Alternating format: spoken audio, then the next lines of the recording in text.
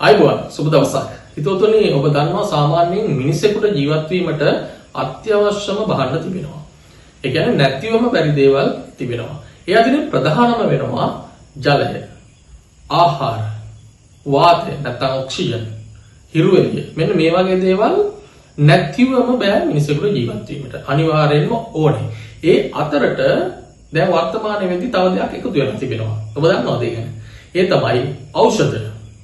ඖෂධත් වර්තමානයේ වෙද්දී අත්‍යවශ්‍ය භාණ්ඩයක් බවට පත් වෙලා කියලා තමයි තොරතුරු වාර්තා වෙන්නේ. තොරතුරු වාර්තා වෙන්න දෙයක්වත් නැහැ. ඒක සාමාන්‍යයෙන් අපි දකින දෙයක්. එදිනෙදා අපි අත්විඳින දෙයක්. ඖෂධත් අත්‍යවශ්‍ය භාණ්ඩයක් බවට පත් වෙලා. මේ ඖෂධ කියලා කියන්නේ මොනවද? ඖෂධ කියලා කියන්නේ යම් කිසි පුද්ගලයෙකුට රෝගයක් වැළඳුනාම ඒ රෝගය සුව කර ගැනීම සඳහා ලබා දෙන බෙහෙත්. මෙන්න මේ ඖෂධ වර්තමානයේ වෙද්දී අත්‍යවශ්‍ය භාණ්ඩයක් බවට පත් වෙලා. හැබැයි අතීතයේ තිබුණා. අතීතයේ මේ තරම්ම අවශ්‍ය වෙලා තිබෙන්නට නැති වැඩි කියලා හිතෙනවා. මොකද ඒ තරම් දැන් වර්තමානයේ වෙද්දී වැළඳෙන ලෙඩ රෝග දිහා බැලුවම, වැළඳෙන ලෙඩ රෝග ප්‍රමාණය දිහා බැලුවම, ලෙඩ රෝග වැළඳීමට ඇති සම්භාවිතාවය බැලුවම මේ ඖෂධ අත්‍යවශ්‍ය භාණ්ඩයක් බවට පත් වෙලා. ඒක තමයි භාවිතා කරන්නට සිදුවන ප්‍රමාණයත් වැඩි වෙනවා. ඒ කියන්නේ රෝග වැළඳීමේ සම්භාවිතාවය ඉතා ඉහළ මට්ටමක තිබෙනවා වර්තමානයේ වෙන විට කොච්චර තාක්ෂණය දියුණු වුණත්. ඒ එක්කම මේ වැළඳන රෝග සඳහා ඖෂධත් නිපද වෙනවා ඒ වගේම. ඉතින් සාමාන්‍යයෙන් ඖෂධයක් නිපදවන්නේ බොහෝ දුරට මේ ස්වභාවික පරිසර පද්ධතිය භාවිත කරලානේ. ඒක නිසා ඒ කාලේ ඈත අතීතයේ මිනිස්සු ස්වභාව ධර්මයත් එක්ක ජීවත් වුණා. ලෙඩ රෝග ටිකක් අඩුවෙන් තියෙන්නට ඇති. දැන් අපි ගන්න ආහාර රටාව පවා වෙනස් වෙලා, ආහාර වර්ග පවා වෙනස් වෙලා, ඒවා ක්ෂණික ආහාර බවට පත් වෙලා. ඉතින් මේ ගන්න ආහාර සහ මේ ගත කරන ජීවන රටාවත් එක්ක පැලඳෙන ලෙඩ රෝග ප්‍රමාණයත් වැඩි වෙලා ස්වභාව ධර්මයෙන් නිසා ටිකක් ඈත් වෙනවා කියලා හිතෙනවා නෙමෙයි, ඒක අපිට දැනෙනවා, දකින්නවා, අත්විඳිනවා. හරි. එහෙනම් මේ ඖෂධ ගැන ඇයි කතා කළේ? ඖෂධ පිළිබඳව කතා කරද්දී ඔබට මතක් වෙනවා සමහර අමාත්‍යවරු සම්බන්ධයෙන් නේද? මොකද මේ අමාත්‍යවරු සම්බන්ධයෙන් මතක් වෙන කාරණය මම ඉදිරියේදී කියනවා. ඉතින් ඖෂධ පිළිබඳව කතා කරද්දී අපේ රටේ සෞඛ්‍ය පද්ධතිය ගැන කතා කළ යුතුමයි. අපේ රටේ තිබෙනවා නිදහස් සෞඛ්‍ය සේවාවක්. නිදහස් අධ්‍යාපනය වගේම නිදහස් සෞඛ්‍ය සේවාවකුත් අපේ රටේ තිබෙනවා. මේ නිදහස් සෞඛ්‍ය සේවාව සපයන්නේ කවුද? පවතින රජය. පවතින ආණ්ඩුව තමයි මේ නිදහස් සෞඛ්‍ය සේවාව පවත්වාගෙන යා යුත්තේ. එහෙනම් ජනාධිපතිවරු, ඇමතිවරු, අගමැතිවරු සහ මේ ආණ්ඩු මාරු වෙනවා කාලෙන් කාලයට. සාමාන්‍යයෙන් අපේ රටේ හැටියට අවුරුදු 5න් 5ට වගේ මාරු වෙනවා. ඒ කවුරු ආවත් මේ නිදහස් සෞඛ්‍ය සේවය පවත්වාගෙන යා යුතුයි අපේ රටේ අහිංසක ජනතාව වෙනුවෙන්. එහෙමනම් මොකද අපේ රටේ මුදලක් ගෙවලා සෞඛ්‍ය සේවාවක් ලබා ගන්න තරම් සියල්ලන්ටම බෑ. එහෙම පවුල් ඉන්නේ සාමාන්‍ය ප්‍රමාණයක්. සාතිශය බහුතරයක් මුදලක් ගෙවලා සෞඛ්‍ය සේවාවක් ලබා ගැනීමට තරම් වත්කමක් නැති මිනිස්සු ඉන්නවා අපේ රටේ. ඉතින් ඒක නිසා ඒ නිදහස් සෞඛ්‍ය සේවාවේ වැදගත්කම ඒ මිනිස්සුන්ට තදින් දැනෙනවා. එහෙමනම් ඇයි මම මේ නිදහස් සෞඛ්‍ය සේවාව සම්බන්ධයෙන් කතා කරන්නේ? නිදහස් සෞඛ්‍ය සේවාවට මේ ඖෂධ කොහෙන්ද ලැබෙන්නේ? ඖෂධ විශේෂයෙන්ම අපේ රටේ නිපදවන්නේ ඉතාමත් සීමිත ප්‍රමාණයක් නේ ඖෂධ. එහෙමනම් අපිට සිද්ධ වෙනවා විදේශ රටවලින් ආනයනය කරන්නට. මෙන්න මේ ආනයනය කරන ඖෂධ කවුද මේ ආනයනය කිරීමේ ක්‍රියාවලිය සිද්ධ කිරීම සඳහා මැදිහත් වෙන්නේ කවුද? රජය. පවතින රජය. ඒ අදාළ අංශයේ අමාත්‍යවරයා තමයි ප්‍රධාන වශයෙන් මැදිහත් වෙන්නේ, සෞඛ්‍ය අමාත්‍යවරයා.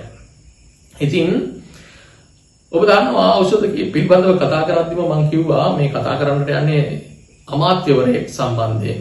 අමාත්‍යවරු, සෞඛ්‍ය අමාත්‍යවරු සම්බන්ධයෙන් අපිට විවිධ ආందోලනාත්මක මතවාද ගොඩනැගිලා තිබෙනවා මේ අපේ සමාජය තුල මේ ඖෂධ ගෙන්වීම සම්බන්ධයෙන්. එහෙමනම් ඒ අමාත්‍යවරුන් අතරින් එක් අමාත්‍යවරයෙක් සම්බන්ධයෙන් තමයි කතා කරන්නේ. මේ කතා කරන කාරණය මත ඔහුගේ නම ප්‍රකාශ කිරීමට හැකියාවක් නැහැ. මම කතා කරන කරුණු අනුව ඔබට තේරුම් ගන්නට පුළුවන් කවුරු පිළිබඳවද මේ කතා කරන්නේ කියලා. එහෙමනම්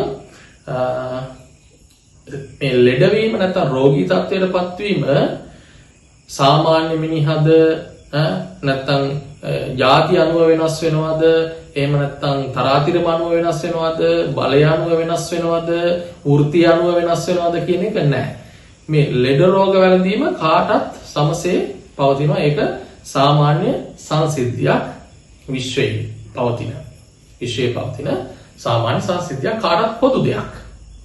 ඒ බව නොදැන වැඩ කරන අමාත්‍යවරු ඉන්නවා, දේශපාලඥයෝ ඉඳලා තියෙනවා. අපි දැන් දකිනවා. කියන්නේ මේ ආනයනය කරන අහිංසක රෝගීන් වෙනුවෙන් ආනයනය කරන ඖෂධයනුත් ගසා කාපු අමාත්‍යවරු ඉඳලා තිබෙන බවට දැන් තොරතුරු ටික ටික එළියට එනවා. ඒ හා සම්බන්ධ අමාත්‍යවරයෙකුට මේ දවස්වල නීතිය ක්‍රියාත්මක වෙනවා. ඒ අමාත්‍යවරයාට පමණක් නෙමෙයි දැන් තොරතුරු සොයාගෙන යනකොට නීතිය ටික ටික ක්‍රියාත්මක වෙනකොට ඒ අමාත්‍යවරයාගේ පවුලේ උදවියත් මේකට සම්බන්ධයි කියලා තොරතුරු වාර්තා වෙනවා. ඒක නිසා මේ පවුල් පිටින් දැන් අමාත්‍යවරයා ඇතුළු සිය පවුලම බන්ධනාගාරගත වෙලත් ඉඳලා තිබෙනවා. ආය අපලැබිලා එළියට එනවා. ආය නැවත බන්ධනාගාරගත වෙනවා. ඉතින් ඔය විදිහට මේ දවස්වල ඒ අමාත්‍යවරයාට විරුද්ධව නීතිය ක්‍රියාත්මක වෙනවා. මම මේ කියන්න යන්නේ ඒ නීතිය ක්‍රියාත්මක වෙනකොට තමයි මතක් වෙලා තිබෙන්නේ අපිත් දේශපාලඥයෝ වුණාට අපිත් ලෙඩ වෙනවා කියලා. මොකද අමාත්‍යවරයෙක් හිරේ යනකොට නැත්තම් බන්ධනාගාරගත වෙනකොට මතක් වෙන්නේ කොහෙද? රෝහල. උන්ට ලෙඩ රෝග වැළඳෙනවා. ඉතින් ලෙඩ රෝග බන්ධනාගාරගත වෙනකොට ලෙඩ රෝග වැළඳෙනවා. ලෙඩ රෝග වැළඳෙද්දී රෝහල්ගත වෙනවා නේද? හරි. කොහොමුණත් මේ අදාළ අමාත්‍යවරයා මේ දවස්වල රෝහල්ගත වෙලා ඉන්නේ. මොකද මානසිකවත් ලොකු ප්‍රෙෂර් එකක් ඔහුට ඇති නීති ක්‍රියාත්මක වෙන නිසා. දැන් කරපු කියපු දේවල් ඒ දවස්වල කරපු කියපු දේවල් මතක් වෙනවා ඇති. බාල ඖෂධ ගෙන්නපුවා, ඖෂධ වලට ලුණු කලවම් කරපුවා. ඉතින් ඔය ආදී වශයෙන් ඔය දේවල් මතක් වෙනවා ඇති. එහෙම කළා නම් නීතිය තවම ක්‍රියාත්මක වෙන නිසා මම එහෙම කියන්නේ. හරි කොහොමුණත් රෝහලේ දැන් එක් තැනකට වෙලා ඉන්න වෙන්නේ, එක තැනකට වෙලා ඉදී ඔය සේරම මතක් වෙනවානේ කරපු කියපු දේවල්. එහෙම මතක් වෙනකොට ඔහුට හිතෙන්නේ නැති ජීවිතය එපා කියලා. ජීවිතය නිකන් එපා වෙන්න නැති. මොකද ඔහු ගත කරපු ජීවිතයයි දැන් ගත කරන ජීවිතයයි හාත්පසින්ම වෙනස්නේ. එහෙම වෙනකොටත් මානසිකව මේ දේවල් බලපානවා. නෑදෑ හිත මිතුරන්ට මුහුණ දෙන්න බැරි වෙනවා, සමාජයට මුහුණ දෙන්න බෑ, රටට මුහුණ දෙන්න බෑ. ඔය ආදී වශයෙන් කරුණු කාරණා සිදු වෙද්දී තමන්ගේ ජීවිතය තමන්ට මෙපා වෙලා සියදිවි නසා ගැනීම දක්වා මේ වර්ධනය වෙනවා. මේ මනස වර්ධනය වෙනවා සියදිවි නසා ගැනීම සඳහා ඒ වගේ ප්‍රශ්න එනකොට. ඉතින් මෙන්න මේ අමාත්‍යවරයාට නිදන්ගත රෝගයක් තිබෙන බවට තොරතුරු වාර්තා වෙනවා. ඒ නිදන්ගත රෝගය සඳහා රෝහල්ගත වෙලා ඉන්නකොට ලබා දෙන ඖෂධ අධිමාත්‍රාවෙන් මොහු ලබා ගන්නට උත්සාහයක් දරලා තිබෙන බවට තොරතුරු වාර්තා වෙනවා. අධිමාත්‍රාවක් ලබා ගන්න. සාමාන්‍යයෙන් ඖෂධ උනත් අධිමාත්‍රාවක් ඕනම දෙයක අධිමාත්‍රාවක් ලබා ගත්තොත් ඒක ශරීරයට හානි කරයි. ඕනම දෙයක් අධිමාත්‍රාවෙන් ලබා ගත්තොත් ශරීරයට හානි කරයි. එහෙනම් මොහු මේ ඖෂධ අධිමාත්‍රාවෙන් ලබා ගැනීමට උත්සාහයක් කරලා තිබෙනවා සියදිවි නසා ගැනීමේ අරමුණින් කියලා තමයි තොරතුරු වාර්තා වෙන්නේ. නමුත් ඔහුගේ වාසනාවකට හෝ පවුලේ උදවියගේ වාසනාවකට හෝ මේ ක්‍රියාදාමය දැකලා පුද්ගලයෙක් ඒ ක්‍රියාදාමය වැළැක්වීමට උත්සාහ කරලා තිබෙනවා. 99න් ඒ ආදාළ අමාත්‍යවරයාගේ ජීවිතය බේරුණා කියලා තමයි තොරතුරු වාර්තා වෙන්නේ. නිල නොලත් තොරතුරු නිසා තමයි මේ ආදාළ අමාත්‍යවරයාගේ නම ප්‍රකාශ කරන්නේ නැත්තේ. දැන් ඔබට හිතා ගන්න පුළුවන් මේ කතා කරන්නේ කවුරු පිළිබඳවද කියලා. කොහොම වුණත් ඒ දැනගත්තු පවුලේ උදවිය මේ අදාළ අමාත්‍යවරයා මම හිතන්නේ රජීය රෝහලක ඉන්නට ඇති පෞද්ගලික රෝහලකට මාරු කරගෙන තිබෙන බවට තොරතුරු වාර්තා වෙනවා. මොකද පෞද්ගලික රෝහලේදී නිතරම හැමතිස්සෙම ළඟ ඉඳලා බලා ගැනීමට හැකියාව තිබෙනවා ඒ අදාළ රෝගියා. ඒ පහසුකම තිබෙනවනේ.